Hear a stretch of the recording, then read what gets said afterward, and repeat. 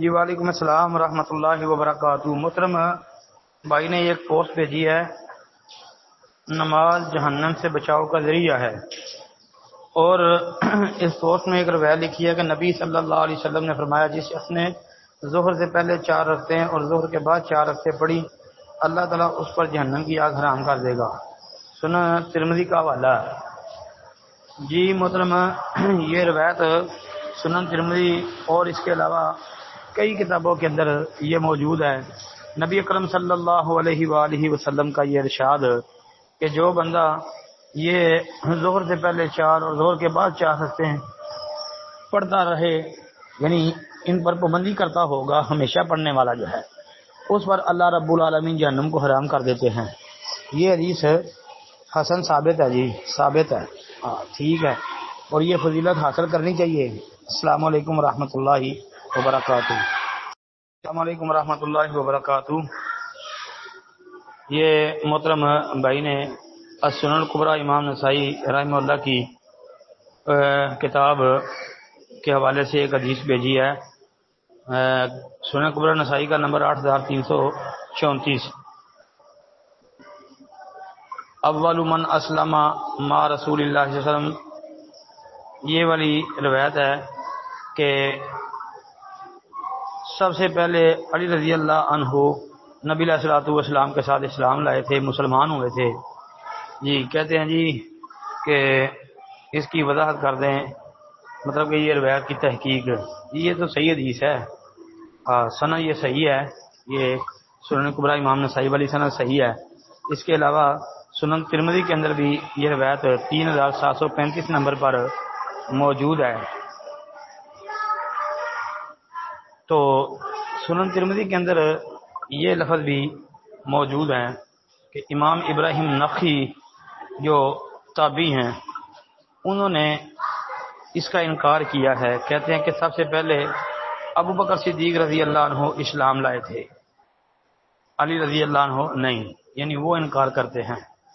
اب یہ حدیث صحیح ہے تو اس کا مطلب کیا ہوگا کہ بچوں میں سے علی رضی اللہ تعالیٰ عنہ سب سے پہلے مسلمان ہوئے، اور بڑے آدمی یعنی مردوں میں سے ابو بکر صدیق رضی اللہ تعالیٰ عنہ پہلے اسلام لائے، تو لہذا یہ حدیث صحیح ہے اور اس میں تطبیق بھی اسی طرح ممکن ہے۔ باقی معجم صحابہ امام بغوی رحمۃ اللہ علیہ کی، اس میں 1810 نمبر حدیث صحیح سند کے ساتھ ہے۔ عبداللہ بن عباس رضی اللہ عنہ فرماتے ہیں کہ سب سے پہلے علی رضی اللہ عنہ مسلمان ہوئے تھے، اور اسی طرح معجم صحابہ امام بغوی کی، اس میں ہی عروہ بن زبیر تابعی رحمۃ اللہ علیہ کا یہ قول بھی موجود ہے کہ علی رضی اللہ 8 سال کی عمر میں مسلمان ہوئے تھے۔ السلام علیکم ورحمۃ اللہ وبرکاتہ۔ السلام ورحمۃ اللہ وبرکاتہ۔ لکھتے ہیں جی کیا عدالت شوہر کی اجازت کے بغیر یا شوہر کی عدم موجودگی خلع نفذ کر سکتی ہے؟ محترم بھائی بات اس طرح سمجھیں کہ ایک عورت یہ ضد لگائے بیٹھی ہے کہ میں نے اپنے شوہر سے طلاق لینی ہے، اور شوہر یہ ضد لگائے بیٹھا ہے کہ میں نے اس کو اپنے پاس رکھنا ہے، میں نے طلاق نہیں دینی، یعنی اس کے ساتھ وسیبہ کرنا ہے۔ اب ان کا اختلاف ختم نہیں ہو رہا تو عورت طلاق کا مطالبہ کیے بیٹھی ہے، شوہر طلاق دے نہیں رہا، وہ کہتا ہے کہ میں نے زندگی گزارنی ہے۔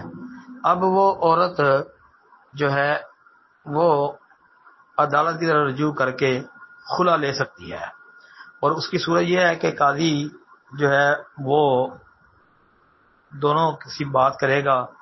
اب اگر خامن جو ہے وہ موقع پہ قاضی کے سامنے، جج کے سامنے نہیں جاتا، جی وہ 1 دفعہ 2 دفعہ 4 دفعہ وہ تریح پہ تریح ڈالتے جا رہے ہیں اور شوہر حاضر نہیں ہو رہا، تو بیوی اسی ضد میں ہے کہ میں نے اس کے ساتھ نہیں رہنا، مجھے طلاق چاہیے، اور وہ کہتا ہے کہ میں نے طلاق نہیں دینی، اور وہ قاضی کے سامنے، جج کے سامنے پیش بھی نہیں ہوتا۔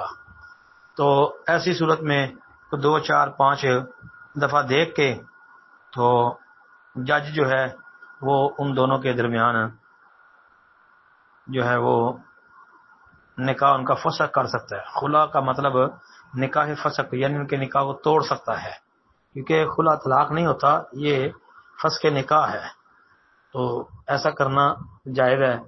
جب آدمی نہ جائے گا موقع پہ تو عدالت میں بیٹھا جج جو ہے یہ فیصلہ سنا سکتا ہے۔ السلام علیکم ورحمۃ اللہ۔